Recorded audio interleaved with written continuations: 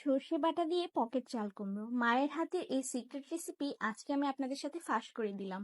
খুব কম সংখ্যক মানুষই জানে এই রেসিপিটা। আমি যখন ফেসবুক ইউটিউব ঘাটাঘাটি করছিলাম, শুধু একটা আপুর ভিডিওতেই দেখেছি আমার মায়ের মতো করে সর্ষে বাটা দিয়ে পকেট চাল কুমড়ো করে। তাই যারা জানেন না এই রেসিপিটা কিভাবে করতে হয় তাদের জন্য আমার আজকের এই ভিডিওটি। মায়ের কাছ থেকে দূরে থাকি বলে মায়ের হাতের রান্না করা খাবার খুব বেশি মিস করি। তাই ভাবলাম আজকে মায়ের মতো করেই সর্ষে বাটা দিয়ে পকেট চাল কুমড়ো করব।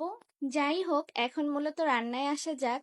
আমি কিভাবে চাল কুমড়োটাকে কেটেছি আপনারা তো দেখতেই পেয়েছেন। এখন চাল কুমড়োর প্রত্যেকটা পিসকে আমি পকেট করে নিচ্ছি। আমার হাতের দিকেই লক্ষ্য রাখলে বুঝতে পারবেন আমি কিভাবে চাল কুমড়ো পকেটটা করেছি। চাল কুমড়ো সবগুলো এভাবে আমি পকেট করে নিয়েছি। এখন এগুলাকে আমি ভাপিয়ে দিব। প্যানের মধ্যে আমি সবগুলো চাল কুমড়োর পিস দিয়ে একটু পরিমাণ পানি দিয়ে ঢাকনা দিয়ে ঢেকে দিয়েছি প্রায় 10 মিনিটের মতো করে। চাল কুমড়োটা ভাপানোর সময় আমি এখানে 1 চিমটি পরিমাণ লবণ দিয়েছিলাম, সেটা আমি ভিডিওতে নিতে পারিনি। একটি ব্লেন্ডার জাগে 2 চামচ পরিমাণ সর্ষে, 10-12টা কাঁচামরিচ, 1 চামচ রসুন বাটা আর পেঁয়াজ কুচি দিয়ে এটাকে আমি পেস্ট করে নিলাম। বাসায় যদি আপনাদের রসুনের কোয়া থাকে সেটাই দিবেন, কারণ ইনস্ট্যান্ট জিনিসটা তৈরি করে খেতে ভীষণ মজা হয়। আমার বাসায় রসুনের কোয়া ছিল না, তাই রসুন বাটাটা ইউজ করেছি। এখন তেলের মধ্যে এই পেস্টটা দিয়ে ভালোভাবে ভেজে নিয়েছি, হলুদের গুঁড়ো, মরিচের গুঁড়ো, লবণ দিয়ে। যতক্ষণ না পর্যন্ত পানিটা শুকিয়ে আসে ততক্ষণ পর্যন্ত আমি এটাকে ভেজে নিব। এই তো আমার সর্ষে বাটাটা একদম রেডি।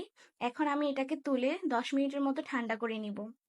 এই পর্যায়ে ভাপিয়ে রাখা সেই চাল কুমড়োগুলোকে হলুদের গুঁড়ো আর লবণ দিয়ে মাখিয়ে নিলাম। যেহেতু ভাপিয়ে নেওয়ার সময় একটু পরিমাণ লবণ দিয়েছি, সেক্ষেত্রে এখানে অল্প একটু লবণ দিলেই হবে। এখন আমার সবগুলো চাল কুমড়ো হলুদ লবণ দিয়ে মাখানো হয়ে গিয়েছে।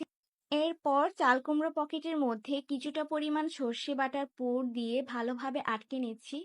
আমার হাতের দিকে খেয়াল করলে বুঝতে পারবেন আমি কিভাবে করছি। তারপরও আপনাদের দেখানোর সুবিধার্থে আমি আরও একটি পকেট চাল কুমড়ো করে দেখাচ্ছি। পকেটের মধ্যে কিছুটা পরিমাণ সর্ষে বাটার পুর দিয়ে এটাকে দুই পাশ থেকে ভালোভাবে আটকে দিতে হবে।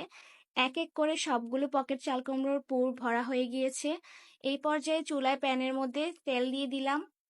তারপর আমি সবগুলো পকেট চাল কুমড়ো এক এক করে ভেজে নিয়েছি। গরম গরম ধোয়া ওঠা ভাতের সাথে এই পকেট চাল কুমড়ো খেতে কিন্তু ভীষণ মজা হয়। যতক্ষণ না পর্যন্ত আপনারা এটা ট্রাই করছেন ততক্ষণ এটার টেস্টটা কখনোই বুঝবেন না এটা যে কি মজা। আমার তো ভীষণ প্রিয়। যাই হোক, আমার সবগুলো পকেট চাল কুমড়া তৈরি হয়ে গিয়েছে। এখন এগুলাকে আমি পরিবেশন করে নিচ্ছি। যাদের কাছে আজকের ভিডিওটি ভালো লেগেছে অবশ্যই লাইক, কমেন্ট আর শেয়ার করে পাশেই থাকবেন। সবাই সুস্থ থাকবেন, ভালো থাকবেন, আমার জন্য দোয়া করবেন। আল্লাহ হাফেজ।